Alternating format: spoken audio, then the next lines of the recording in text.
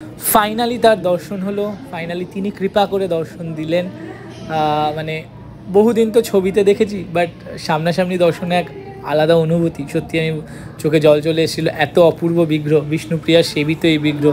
নবদ্বীপ আসবো আর এনার কাছে না আসবো না সেটা তো কখনো হয় না। বহুবার নাম শুনেছি এই মায়ের, পোড়ামাতলা। তো এই সেই মায়ের গল্প তোমরা শুনতে পারবে, পুরো ব্লগটা দেখতে থাকো। পোড়া মায়ের হিস্ট্রি তোমাদেরকে শেয়ার করবো।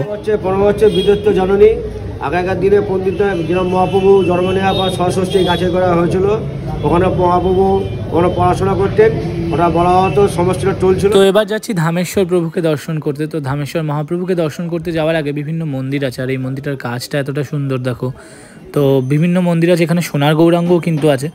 কিন্তু আমরা ধামেশ্বর মন্দির প্রথমে খুঁজছিলাম, কারণ আমি যেহেতু প্রথম, আর সৌম্যদীপদা এসছে, বাট তাও খুঁজছিলাম। এত মন্দির আছে, বিভিন্ন ধরনের মন্দির আছে।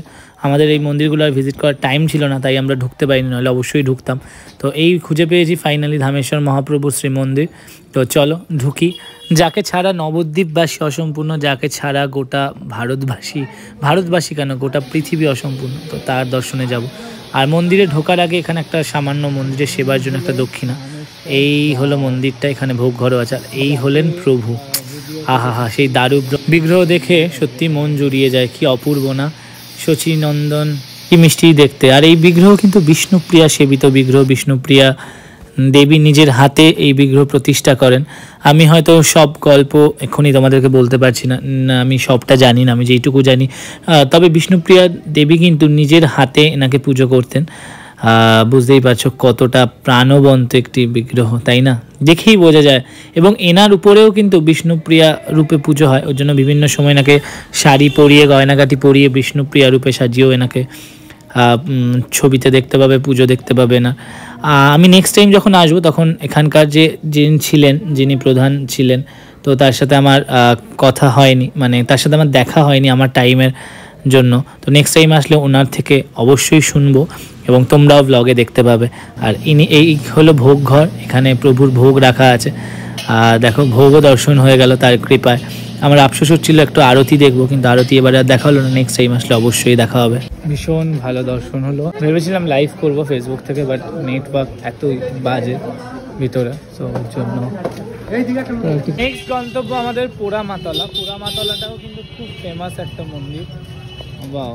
বাবা, এখানে ভিতরে বাজারও আছে। চলো মন্দিরে গিয়ে তোমাদেরকে দর্শন করাবো ডেফিনেটলি, যদি পসিবল হয়। বাবা বেশ ভালো।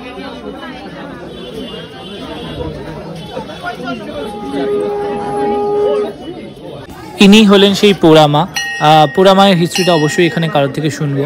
তো আমি প্রথমে ভেবেছিলাম মূর্তি, কিন্তু মূর্তি নয়। তোমরা ভালো করে লক্ষ্য করো, ভিতরে একটি ঘট প্রতিষ্ঠা করা আছে এবং এই গাছের নিচে সেটা। আর আমি এখন মন্দির প্রদক্ষিণ করব, অনেকেই প্রদক্ষিণ করছে দেখলাম, সো তাই আমিও করব। তো এখন মন্দির প্রদক্ষিণ করছি। ভীষণ ভালো লাগলো কিন্তু এই মন্দিরটা এসে, এটা একটা অন্যরকম। বলা হয় এই গাছে নাকি কোনো মানত করে ঢিল বাঁধলে বা দড়ি বাঁধলে সেই মনস্কামনা নাকি পূরণ হয়। আর এখানে কিন্তু এই মা, মানে এই দেবী, এখানে কিন্তু নীল সরস্বতী রূপে পূজিত হন, যেখানে বললেন উনি। কিন্তু দক্ষিণা কালিকা রূপেও নাকি পুজো করা হয়। এবং পড়ুয়াদের মা থেকে পোড়ামা কথাটা এসছে, সেই ডিটেল পরে সব শুনবো এবং তোমাদেরকেও শোনাবো। জাস্ট মাকে একবার দেখো, পারলে নবদ্বীপ আসলে অবশ্যই এনাকে দেখে যেও। ইনি হলেন, ওনার পাশেই অবস্থিত মা ভবতারিণী, লেখা এনার নাম। এই কালী বিগ্রহ অনেকেই হয়তো দেখে বলবেন ইনি কেমন। ইনি হলেন বিপরীত রতাতুরা, অর্থাৎ মহাকালের উপর শুয়ে বসে আছেন। বসাকালীও বলা হয়, অনেকে বসাকালীও বলে, যিনি গৃহের অপূজ্য। কালীর ধ্যানে কিন্তু এরকমই বর্ণনা আছে মায়ের, কিন্তু গৃহে সেটি অপূজ্য। যাই হোক, এইসব নিয়ে পরে কোনোদিন আলোচনা। কি হলো শিব মন্দির, জাস্ট শিব মন্দিরটা দেখো একবার।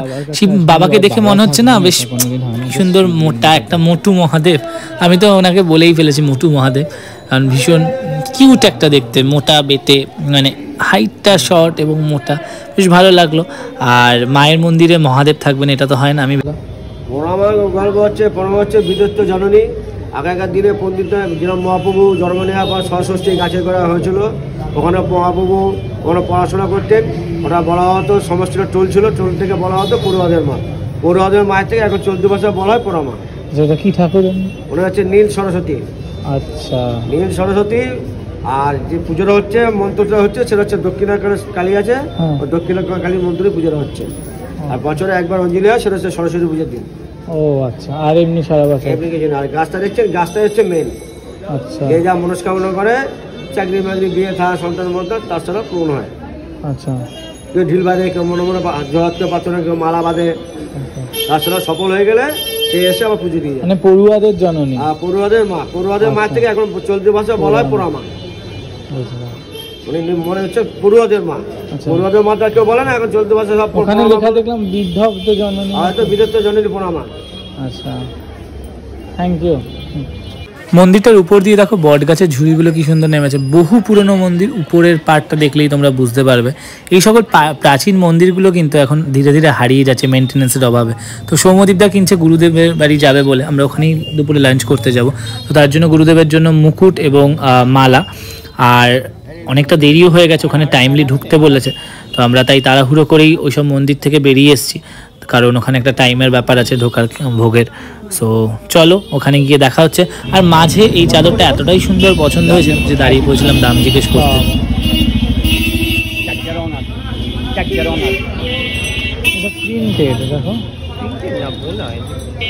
চলে এসেছি সেই সৌম্যদীপদার গুরুর আশ্রমে, মানে গুরুদেবের আশ্রমে। তো এখানে ভোগ, মানে গুরুদেবের যে প্রসাদ, দুপুরের ভোগ দিচ্ছে সবাইকে, এবং সবাই কি সুন্দর মাটিতে আমরা বসে পড়েছি। এটাই খাবো আজকে, এটাই আমাদের দুপুরের লাঞ্চ। এবং এত সুন্দর গন্ধ বেরিয়েছে না, বিশ্বাস করো, মানে গন্ধেই অর্ধেক পেট ভরে গেল। তো এই দিয়ে দিয়েছে, এই চচ্চড়িটা অপূর্ব ছিল, আর এই বড়া এবং আলু মাখা, ডাল আছে, রসা আছে, চাটনি আছে। তো চলো এই খাবার শেষ পর্যায়ে, সত্যি তৃপ্তি করে খেলাম অনেক দিন পর।